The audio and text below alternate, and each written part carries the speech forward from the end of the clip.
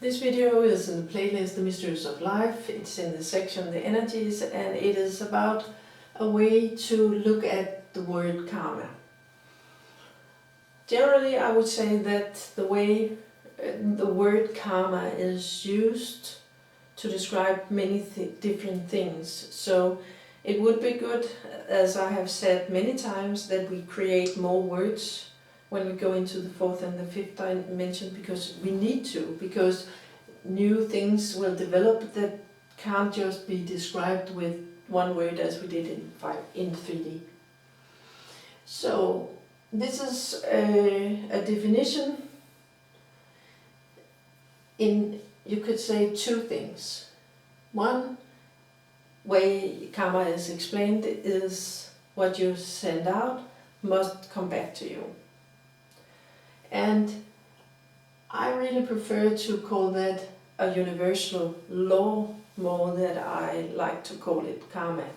But still, that is just a word. This is what really is happening, because everybody knows the feeling of doing something and the same thing happens to you shortly after. This is the way the universe, the laws of the universe works. And it is both in this life we are in, but we can also have stored karma or experiences from earlier life that are being dealt with in this life and coming back to us in this life. So the thing with sending something out that comes back to you, I would prefer to call a universal law more than karma. And then karma can be explained in what I like to call karmic fruit, to gain karmic fruit. Because this is a much more positive way to see karma, and a lot of people are afraid of karma, and I think that is a big misunderstanding, because I think karma is often what I call astral energy, and the astral energy is what our work material in this life, and it's the most important that we have in our life. So if we want to understand what karmic fruit is, you can see it from a personal level, where we have gains we want to achieve, and we have obligations or contracts that we have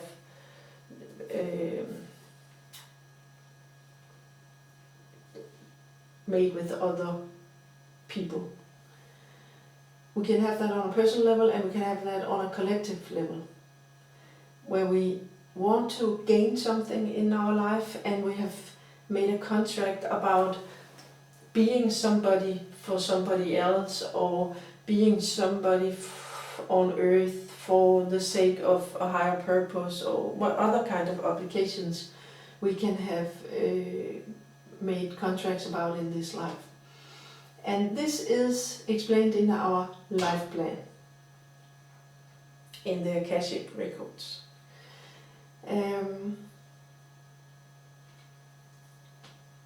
We can, when we understand that karma can be viewed this way, then put it into the context that I've talked about in many other videos, where we have our physical body, and we have the etheric body around it, and we have the mental body and the astral body.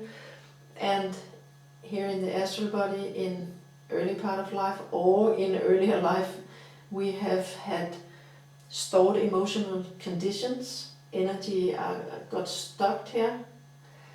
This is, you can see this as a crystal, and when you crunch this by the technique I describe as transformation, it becomes stardust, and it becomes karmic fruit.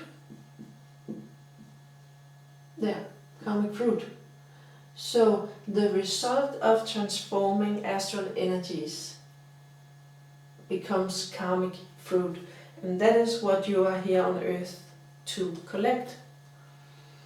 So when you are in a collective group, you also create family karma, for example.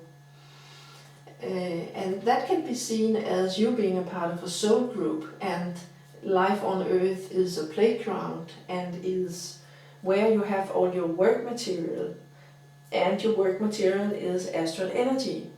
And when you experience emotional, very stressful happenings earlier in your life, the astral energy gets stuck someplace in your body, becomes into a thing. I just call it a crystal, because that is easier to understand, but it is really like a crystal.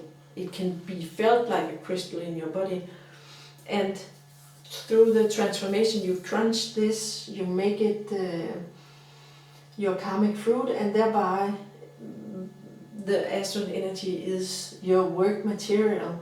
So again, that's a way to look at karma, but as you can hear, this word karma becomes to a lot of other things when we approach karma, or what I talk about, universal law and astral energy. It becomes to something else. So we have to teach, we have to create new words to describe these different ways